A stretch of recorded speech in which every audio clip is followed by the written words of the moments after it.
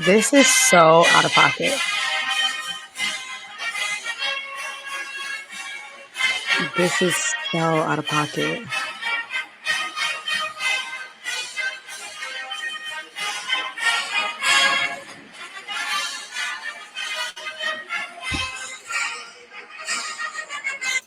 Let's go. Oh my God, you are out of control. Let's go. You are out of control. Welcome in to the greatest edition of Land Grant Podcast Network's Power 2 Podcast. I am your resident host and Ohio State fan, Jordan. You see the hat.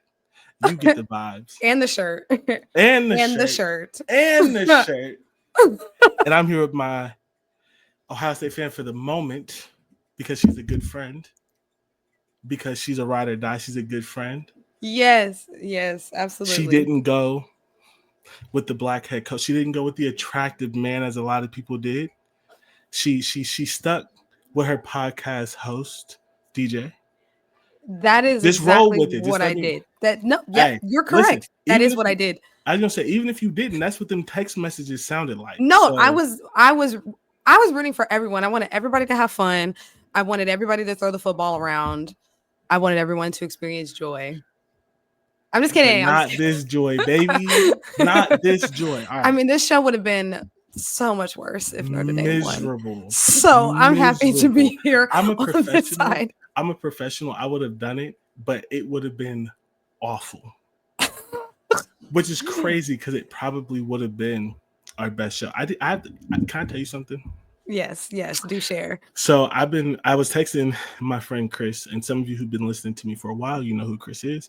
Chris is the first person that I started podcasting with at Land Grant Holy Land on Buck Off. And either our first, I love the name of that show. Yeah, I really do. Either our first or second year, because we've been doing this for a while.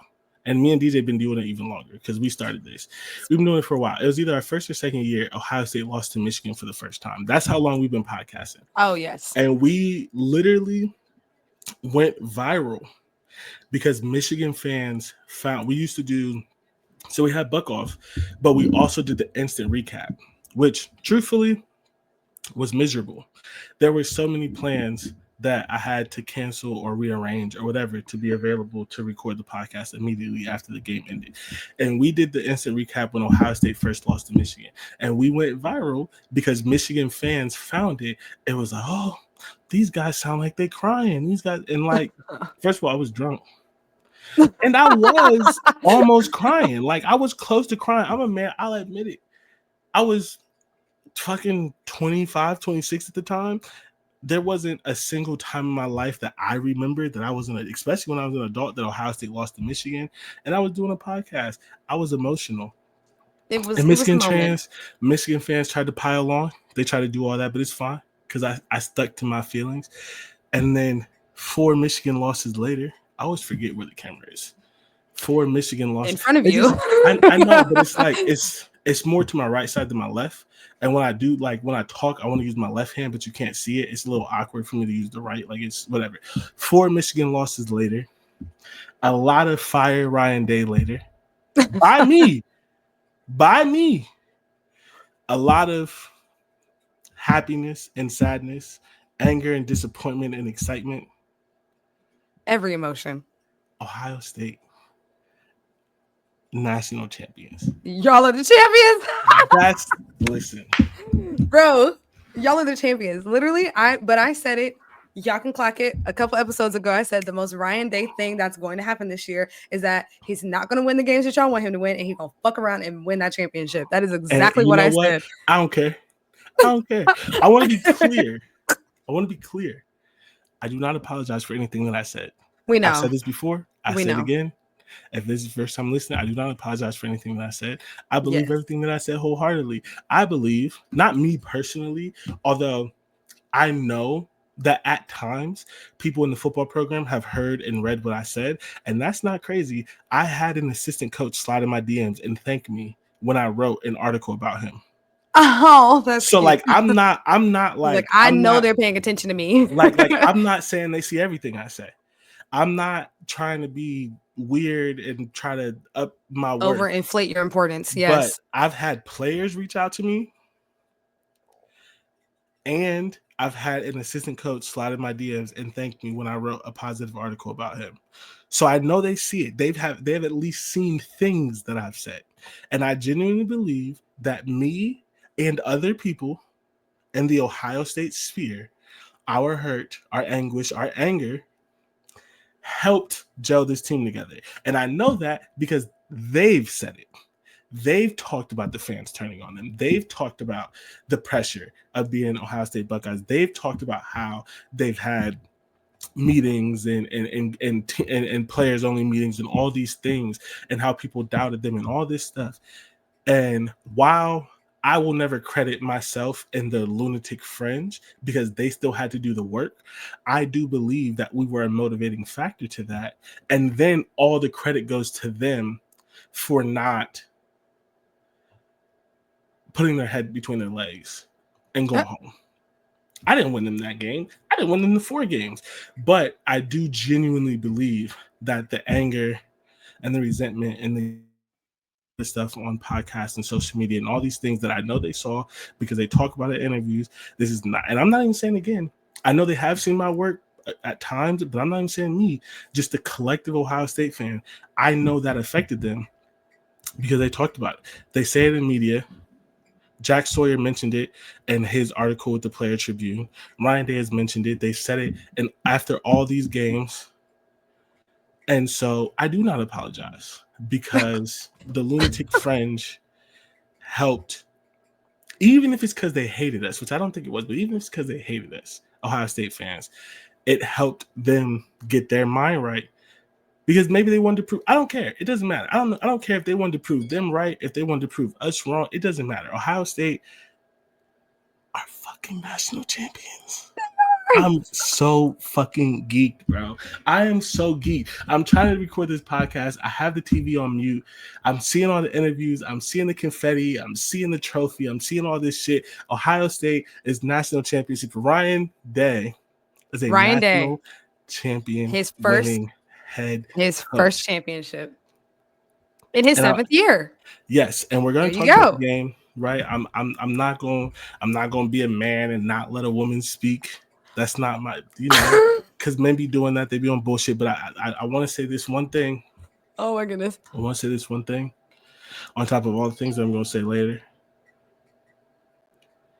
Shout out to Ryan Day, because all of the criticism and all the things have been true. And he's made a lot of mistakes and he's done a lot of things. But the one thing that I've always credited him for is that he was a good man, right? I talk a lot of shit about Georgia and their culture and things like that.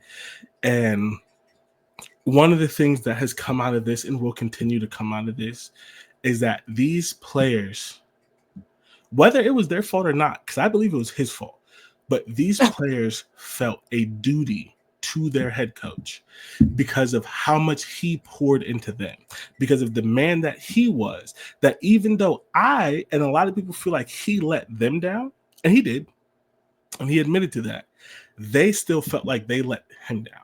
And I'm not saying that Ohio State is the only program that loves their head coach. I know Notre Dame loved Marcus Freeman, but there are also a lot of programs where they tolerate their head coach, and you could see it, you could hear how they talk about him all in starting last offseason, all throughout the season. You could read it in Jack Sawyer's Player Tribune. These players did not appreciate that people wanted Ryan Day gone, and they felt like they were the reason for that. And so because of who he is as a person, because of who he is as a man, because who he is as a leader and as a coach, these players gelled together because they felt like they were doing a misservice to his legacy, which also matters. Because if Ryan Day was not a good coach, if he wasn't a good person, if he wasn't a good human, if they did not care about him, this team would have quit after the Michigan game. And so I also want to give him credit for that. And then I also want to give him credit for his resiliency, because I've never went this far, and I condemn anyone that has. but he's had to have security. People have posted his address online. That's crazy. He's had to pull his kids out of school. That's Again, according ridiculous. to Jack Sawyer's Player Tribune, it wasn't just students, parents, and teachers at his kids' schools were saying negative things to his kids, and that I'd have crashed the fuck out personally. He's a better man than me, so I also them teachers not gonna have jobs when I'm done because he deserved a lot of stuff, but he never deserved that. He's a $10 million head coach.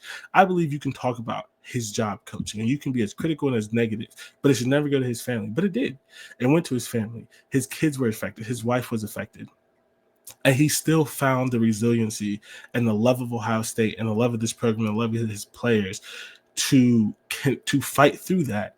And Ohio State's fucking national champions. So I also want to give him credit for that.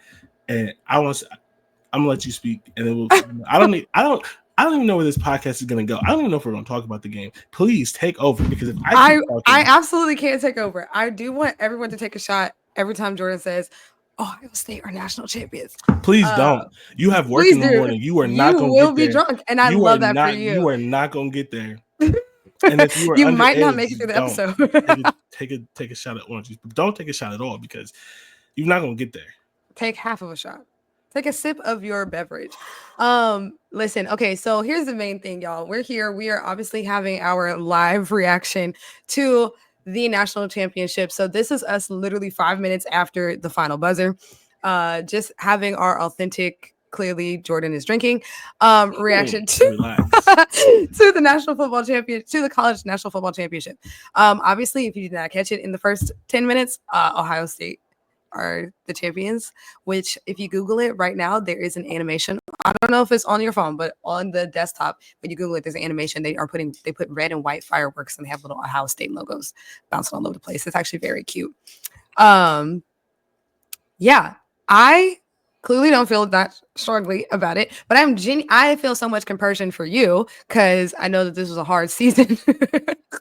This is a very, very hard season. Just in general, there were a lot of emotions that you specifically experienced throughout this show. So what a culmination, because I think we both kind of weren't initially putting Ohio State, I think, even in the championship game at this point. But I mean, hey, look at that. But I will say, Notre Dame was down by 24 with 7:49 left in the third. Yes. And to fight back and score 23 and damn near 26, had the kicker not do what college kickers do. That would have been a comeback of the year. That would have been the comeback of the season if they really were able to put it together. Yes. I will say again, and I wish it wasn't at Notre Dame, but I really appreciate and respect Marcus Freeman. Oh my God, he's such great. a good coach, and there are so many coaches that, and honestly, his interviews and things, it sounded like he was gonna fold, and he kept his team in it, and they fought until the very end. They made, even though it was looking like a blowout, it was 31-7 at one point. Yep. They made Ohio State earn it. Notre Dame is going to be a problem. Yeah, this is an off-season conversation. But just going through and seeing things and looking at stuff, they have to get the quarterback right. I think they have a 5-star or a borderline 5-star who's going to start next year. Mm-hmm. So it does have to be good, right? That does matter. But almost all of their other contributors are young. Yeah. Young. I don't want to go through the whole roster because I'm going to mix it up. But the guy who started at left tackle today, who was injured the entire season, was a redshirt freshman. The guy who replaced him, who was injured today and didn't play, was a freshman. That's 2 offensive linemen that's freshmen. The running back is a sophomore, so he's not even eligible for league. He's coming back. I think Jaden Grayhouse is young, the wide receiver who didn't do anything for literally went the fuck off. Off. I think he's young. There are some obviously key positions. Yeah, he's 20. They're going to lose Brandon Morrison. I can't remember his first name, but Morrison, the corner. But I mean, they didn't even have him this year because he was injured. He already declared for the draft. They're of course going to lose people. Riley Leonard won't be there, which again is why I mentioned the young quarterback and things like that.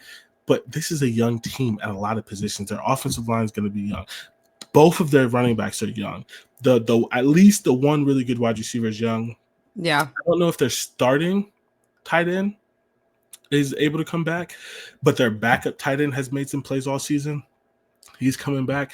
I'm not going to predict that they'll be in the national championship game, but under Marcus Freeman, Notre Dame is going to be a force. They're going to be great. And then it's because they had so many injuries, so many guys who would not have gotten snaps this late in the season did.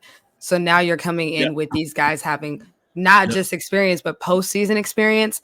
And people are going to be healthy, and you're going to have some, some more recruits too. I mean, I am afraid of Notre Dame. Like I said, I would have loved to see this game with Notre Dame at full health. I wouldn't have. I would have loved to see that. Like, because again, it would have actually been like really competitive. And that's what we said like last week. We're just like, it's hard to even like be fair in this conversation because we knew that Notre Dame kind of got battered and bruised on their way here. But again, they got battered and bruised on their way here, and they only lost by 11. Like, and again, to my first point, like getting their asses smacked in the first half, and then still coming back and having the level of resilience they had. For being honest, 2.5 quarters. 2.5 quarters. You said it was 7 minutes left. 7 minutes left. Yeah. Yeah. So it's just like, I'm here for it. I mean, their O-line played exceptionally well, which I was not prepared for because I know that Ohio State's pass rush is very scary.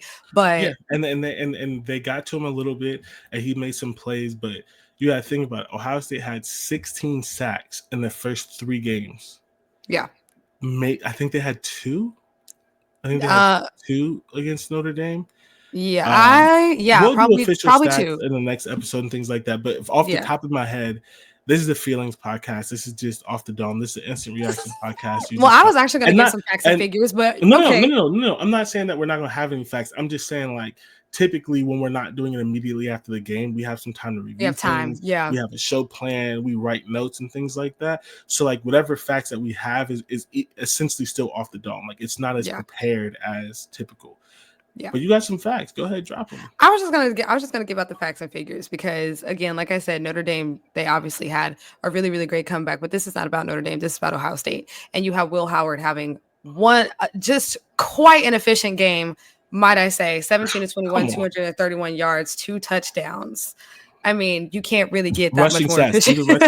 Do the rushing stats. You can't get that much more efficient. He's actually not on for him or for Will Howard.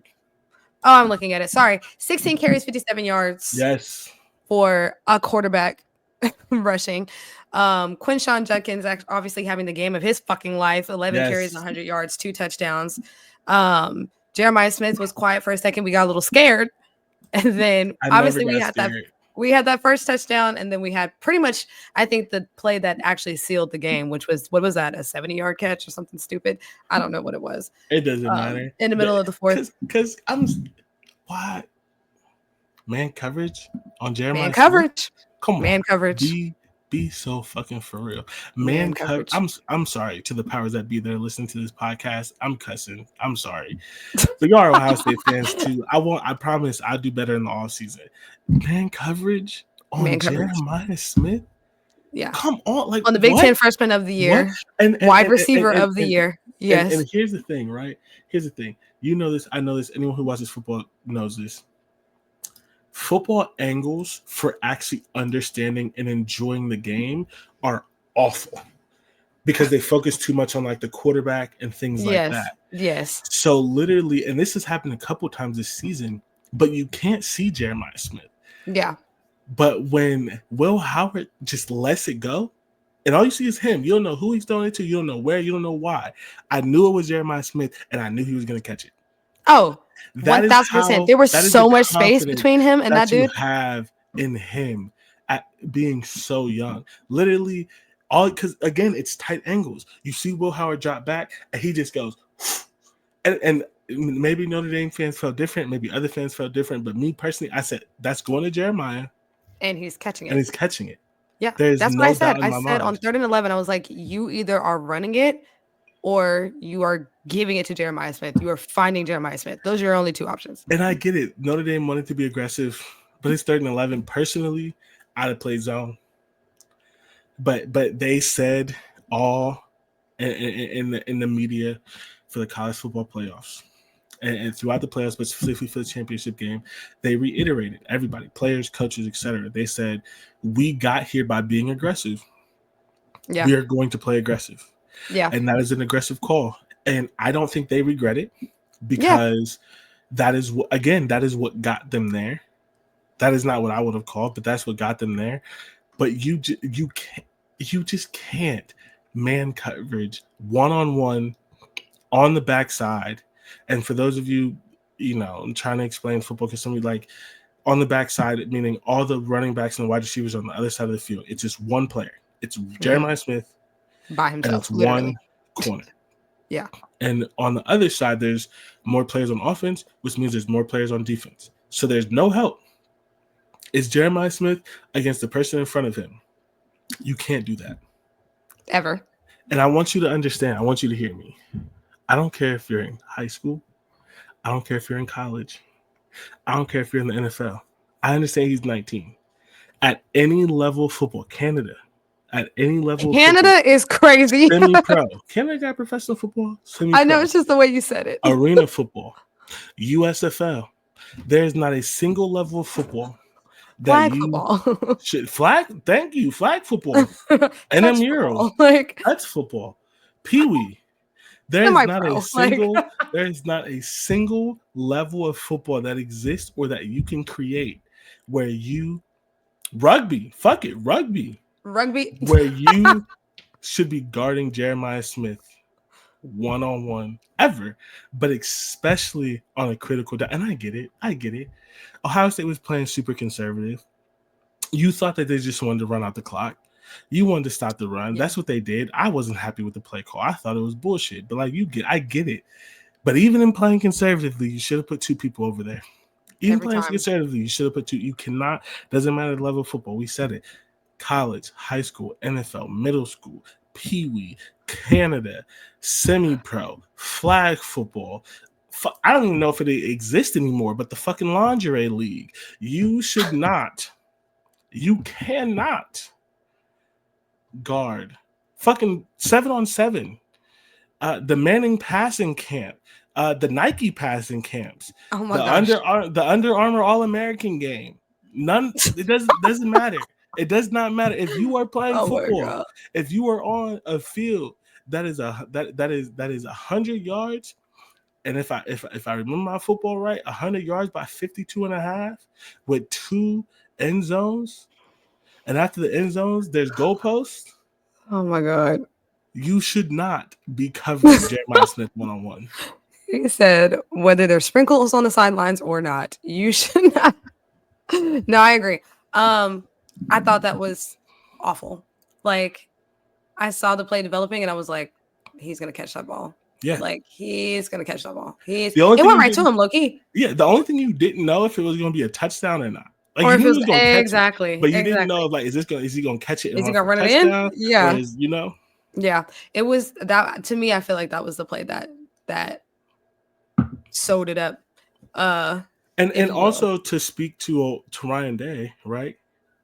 And Chip Kelly, shout out to calling it.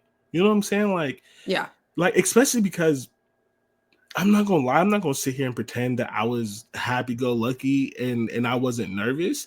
I did not like the calls on that drive. It felt like they were trying, and Marcus Freeman, and I want to give him more credit. There's a lot of coaches who would not have called the timeouts that he called. There are so many coaches who are bad at time management. Yeah. Him calling those timeouts, if that 3rd and 11 wouldn't have hit, his team would have gotten the ball with maybe one. But at least it was before. That's the important part. So it at least would have been before the 2-minute timeout, 2-minute warning. So he would have gotten a free touchdown. But he may have had a timeout as well. So it was either before the 2-minute warning and he would have gotten that, or it was before the 2-minute warning, he would have gotten the 2-minute warning and he still had a timeout. I don't remember exactly. But a lot of coaches just let that time go because they don't understand clock management. And he really put Ohio State in a bind by Yeah. calling good timeouts when they were getting stops. He called his first timeout at 2 minutes and 40 seconds. OMG. I And that's saw what that you're and I was supposed like, to do. That is literally what you're supposed to do, but so many coaches don't get it. don't do it. So many coaches don't get it. They don't. So much time would have run off against so many other coaches. Honestly, Ryan Day doesn't always get that. He has let the time run off. Marcus Freeman put Ohio State in a bind where, on top of the fact that his defense made 2 plays that even put it on 3rd and 11, he had to go for that. Because if they would have called those 2 plays and Marcus Freeman wouldn't have called the timeout and they would have got to the 2-minute warning, I bet you they run. I bet you they run because they take the 40 seconds off the clock. They punt the ball and they say Notre Dame gets it with like a minute 10, minute 20 left, and we trust our defense. But because Notre Dame called those timeouts, they put Ryan Day, they put Chip Kelly, they put them in a place where they had to have it. And again, credit to them, not credit to Notre Dame for one-on-one against Jeremiah Smith, but credit to them for being willing to call that, especially after 3 straight runs or whatever it was that really felt like they was giving up. But credit to Marcus Freeman for making Ohio State make that decision. Yeah. Because if it's a bad throw, if he gets sacked, if Jeremiah Smith drops it, they pass the ball. That's 2 minutes, 20 whatever seconds left, and either you have a timeout again, or you at least have the 2-minute warning, and maybe they don't score because Ohio State's defense is great. And even if you do score, you still have to get the 2-minute warning. But he put them in a position to have a chance. Jeremiah Smith he's better, and so he did it. But Marcus Freeman coached a hell of a game. Hell of credit to him. Speaking of that, I'm sorry, that 2-point conversion was brilliant. It was brilliant. Yeah. I was obsessed. I wanted all of it. The Ohio State's defense, just completely was not ready at all. No. Which I understand because the way that the play was, the way it looked like it was designed, it looked like it meant to be a lateral and have that have the runner actually run it in. But for him to take that moment and actually find that receiver in the back, nobody was there. Like, I just love stuff like that. I just love it. So, I think it was definitely a battle of the minds just as much as it was obviously like the athletes themselves. I mean, it was just some great coaching on both sides. I'm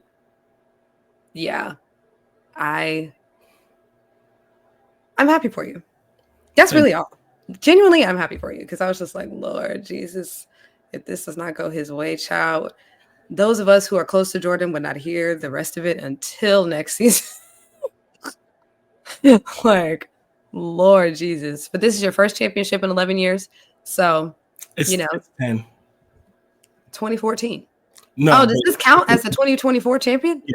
Yeah. What? Because the season goes a little bit long. So the 2014 one was the same thing. The season started in 2014, and technically they won it in January of 2015. So it's exactly 10 years. Who the hell came up with that? No, hold on. I don't like that. Yeah. I do not like that. But it's the same thing with the NFL because the season starts in 2024. So it's the 2024. But that's different because we count the Super Bowls. So like you're more inclined to be like Super Bowl 52 winner rather than like 2025. You know what I mean? Like we don't. Yeah. I get that. Like, but that's. But like you gotta think the playoff goes a while, but the regular season all happened in 2024. That's fair. Yes. And the other one, the regular season all happened in 2014. So it's exactly 10 years. Boo. Okay. Well, same thing. Anyway, love this for y'all. Oh my gosh. Any other? It's funny because I was texting DJ and I was just like, my wife losing his mind. No, yes, but my wife and we live with her best friend, a man of honor, and they were just like, you should be happy. Why are you so on edge? I was nervous, like just to be honest, I was a nervous wreck all game. I like all day. I'm like, first of all, I just have to tell you a little bit of my life because I think some people are gonna understand this. There was in the media, and I understand it's not fun to talk about, right? The fact that you think Ohio State can blow this team out. Yeah. But all of the media turned into how can Notre Dame win? All of the articles, all of the podcasts, all the media talking about Notre Dame's defense and talking about Texas and Michigan because they're the only team that stopped Ohio State and all of this stuff. And so by like Tuesday or Wednesday, because 10 days is too much. I really hope they fix the calendar. 10 They days need to shorten it. Yeah. like Tuesday or Wednesday, I literally had to stop listening to podcasts. And all I do is listen to sport. I was listening to NFL podcasts, but I could not listen to podcasts about this game. And then today happened. And so, of course, because it was game day, there was a bunch of podcasts, there was a bunch of articles. I didn't read any of them. I literally sat on my couch and I just watched movies all day. And it sucked because we're off work. So, like, I'm up at like 8:30 or 9. And I didn't realize that I was acting weird. Like, I get it in retrospect, but I didn't realize it. I'm like watching movies all day. And my wife said something earlier, and she was just like, she's like, basically like alluding to like this version of me was weird or something like that. And I was like, what are you talking about? Because we were like watching the movie, and she was just like, you're just like on edge. Like, I can tell.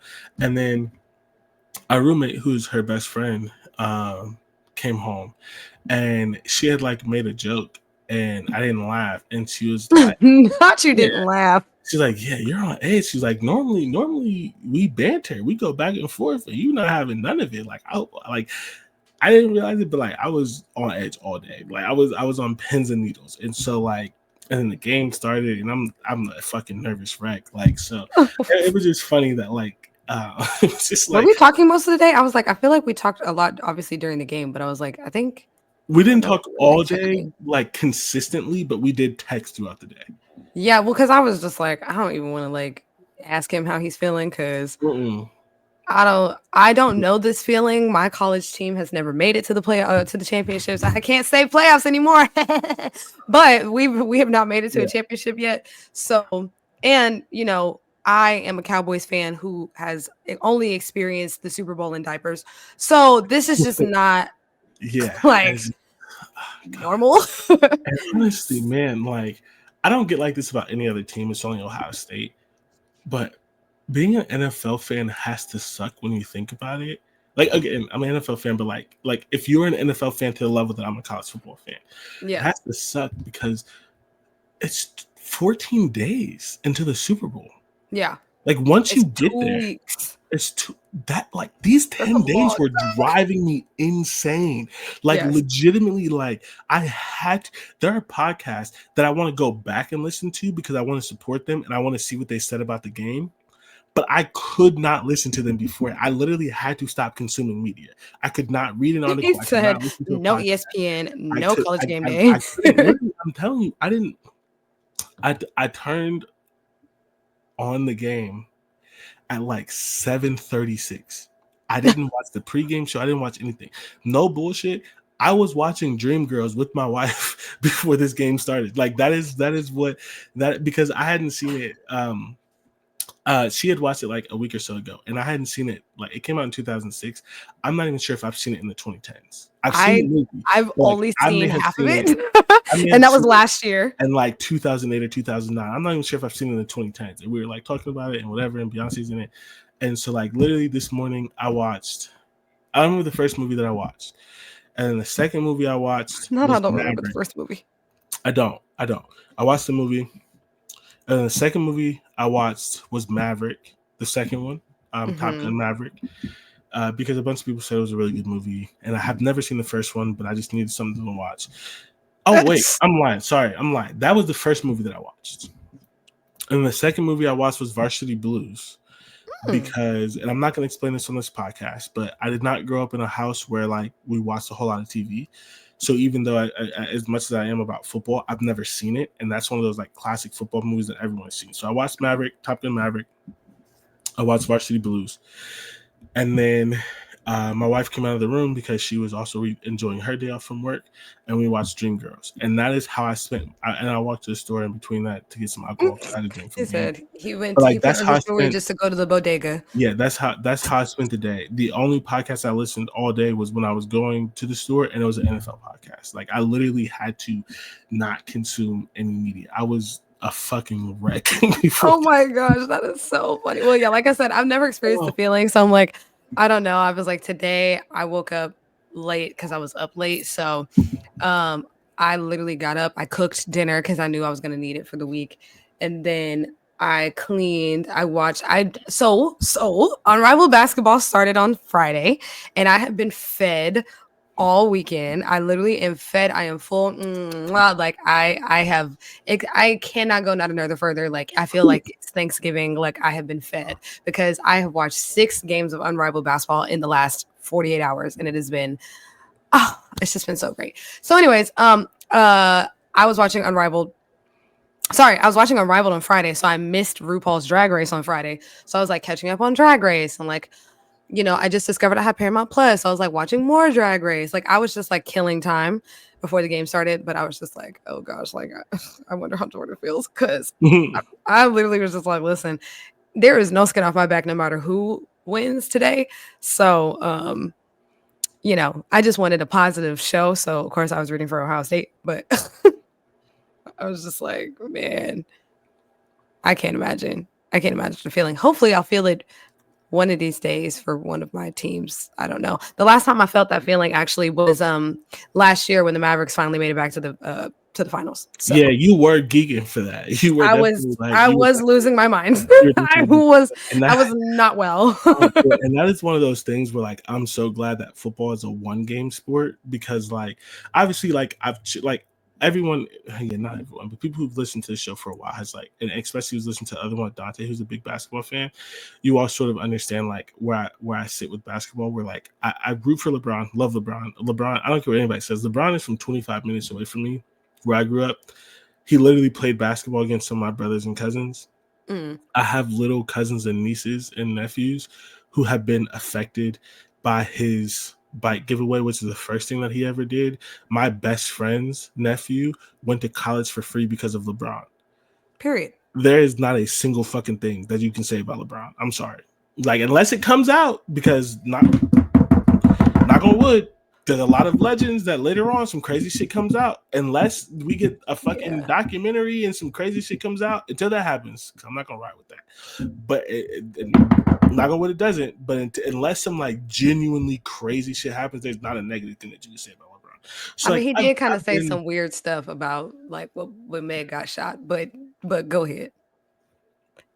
He was a little weird about it. He was a little. Yes, and I agree with that. I will say that he didn't ride as hard as other people, and also when you don't respect men as much as I do, you kind of expect something. I'm not saying and that's sad. Anyway, like that, but not great. We don't love that part. We definitely do not love that part. But what I was saying is, I've rooted for basketball and some LeBron championships and things like that. So I sort of get it. Some LeBron championships? Yeah, because it's just D-Wade is my favorite player. So like I was rooting for the Heat and stuff, but like what I'm trying to say is not to the level that you were with the Mavs. Like that is really your thing. But a 7-game series is so crazy. So Ohio State is the only thing that I'm like this level. Like I watch sports, I watch the Yankees. I was devastated when we fucking lost the World Series and the fucking Dodgers. Especially the way that y'all lost. The Dodgers are fucking cheating. Like that's insane. I'm not saying that they cheated this World Series, but they continue to cheat. Like how the fuck did they get I'm not even getting to that right now. I don't know baseball. The MLB has no rules. Like they are they don't. Wild West. Like yes. But they have the law on their side. What I'm trying to say is like you definitely understand and was anxious and you had to deal with it for like a week or 10 days because like a 7-game series it was every other day. 7 games is crazy. So I'm glad that I don't feel nothing to that level. I'm glad that this is win or lose. And hey, we won, baby. Don't take the shot because you got to work in the morning. Bro, I'll stay so champs. But I'm glad this is a 1-game sample. I'm glad it was just 1 game. I could not deal with it. Oh my God. It's ghetto. And the thing about it is like, truly, it's not even just 7 games. It's like 20. You know what I mean? Because it's like you got to make it through the semis, then you got to make it to the conference champs, and then once you get through there, then you're in the finals, and then you are, and don't let us have to play in to the damn oh my God, playoffs, because then we've got a whole nother situation going on. Which if we don't get our shit together, we might be playing again, and that's irritating. Because Lord Jesus, they balling. They are just balling in the West right now. But the point is, because it's like anxiety inducing the entire time, because it's like, okay, we finally made it through the semis. Awesome. Now we got another 7 games to like hope and pray that we even make it to the finals. And when we had to play the Timberwolves, child, still to this day, I'm not really sure how we won that series. Like, I'm not really sure how we beat Anthony Edwards and Cat, but we did. And Kyrie, that's how you beat it. Because right, Kyrie is fucking because clutch. Kyrie is not human.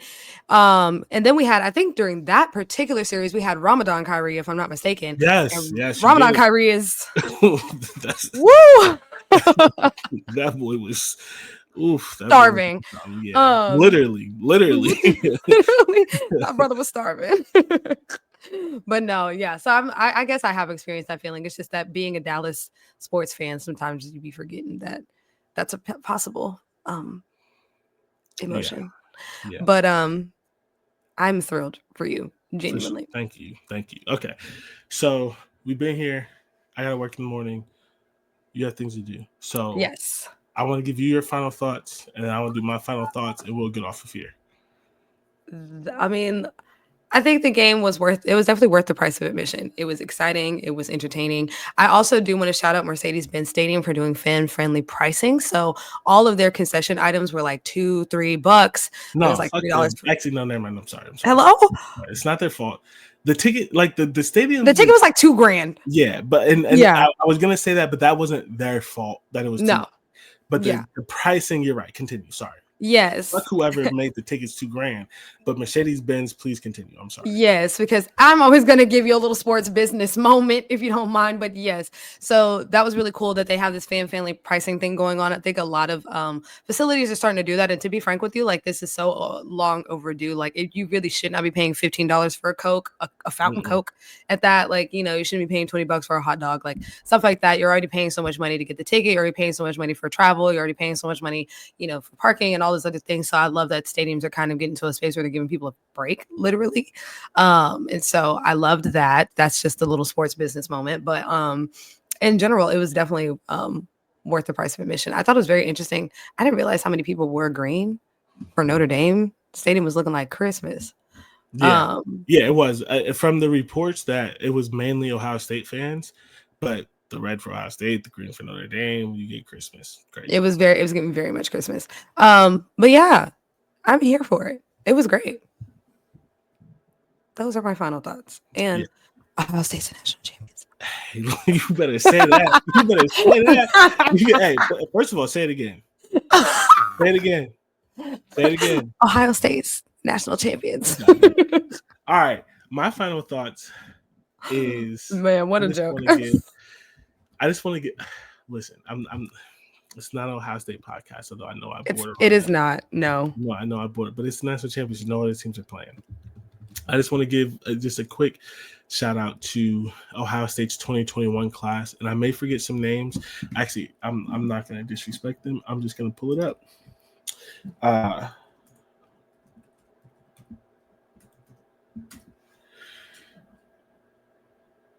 Hold on, sorry.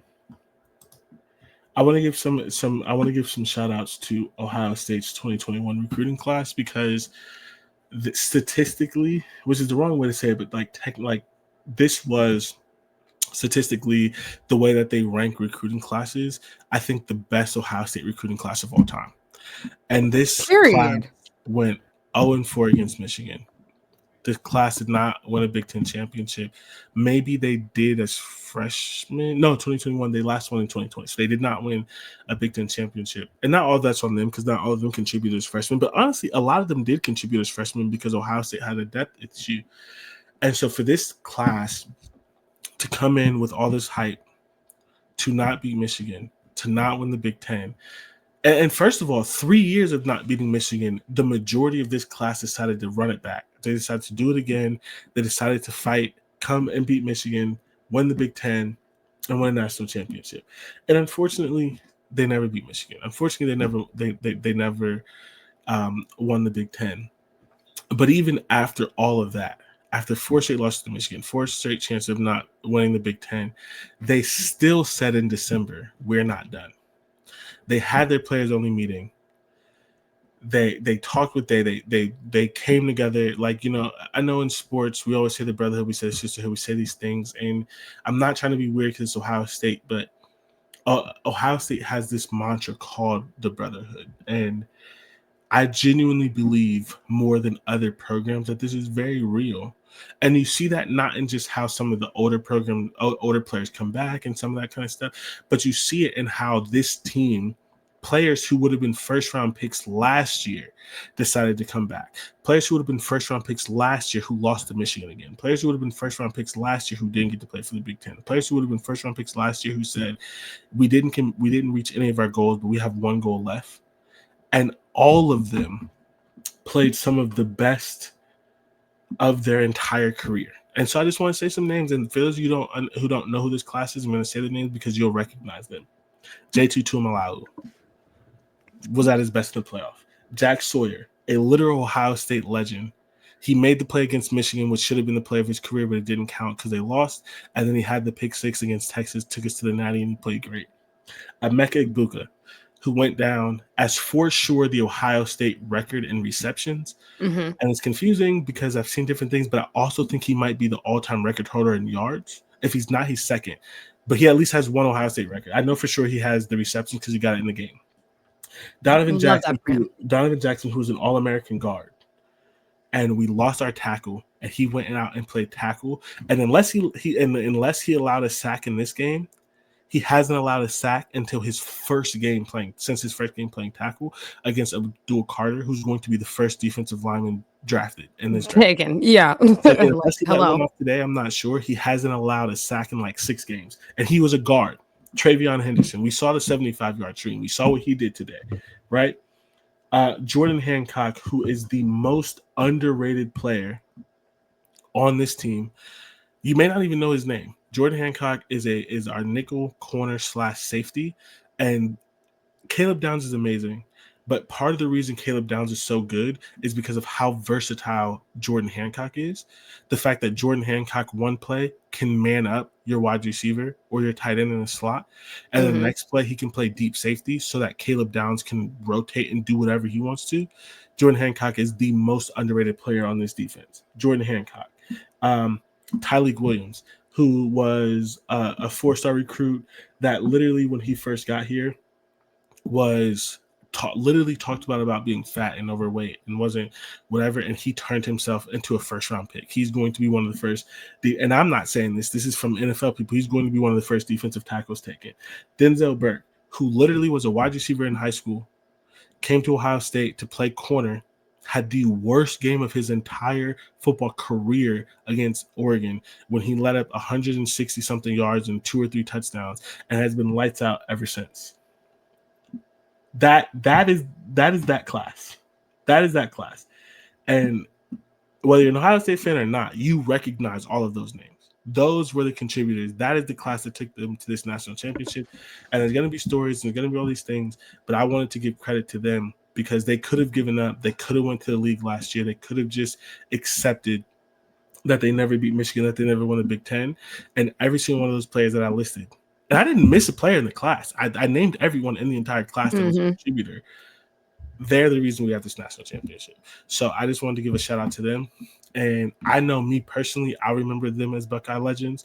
I understand that there are some Ohio State fans who won't consider you a legend if you don't beat Michigan. And that's fair. But you won a national championship, the first national championship in 10 years. In my head, I wish you would have beat Michigan, but in my head, they're all Buckeye legends. And they're gonna hang that banner. And literally, whenever the fuck I decide to have kids, eventually we're going to be watching a game or we're going to go to a game and they're going to be bringing back the 2024 national championship team. That's what they do in sports. They bring back, yeah, of course. Like in 10 years or whatever, they're going to be bringing back the 2024 national championship team to celebrate. And those guys are going to be there. And the majority of them are going to have great NFL careers. And that is my final statement. I just wanted to say shout out to them. I appreciate the resiliency and the fight and all the things that y'all went through. I appreciate y'all dealing with the crazy Ohio State fans. I'm crazy, but I don't ever put myself in that because I don't message players. I don't DM players. I don't at players. I don't give death threats. I don't do none of that. I talk crazy, but I don't do none of that. But all of them have had to deal with that as well. And so my final thought is a shout out to them. Shout out to Ryan Day for his resiliency, for him as a coach, for everything that he's done to make this team want to continue fighting for him, and for this and fuck Caleb Downs and Jeremiah Smith. We don't win this without y'all. Like, I know y'all not in this class. Jeremiah Smith is a freshman. Caleb Downs at Alabama first, but like, god damn, bro, Ohio State's national champions. Period. That's the end of the show. That's it. We'll catch y'all next week. Next week we'll still probably be talking about this, but we'll be much more organized. Go Bucks and Ohio State's national champions.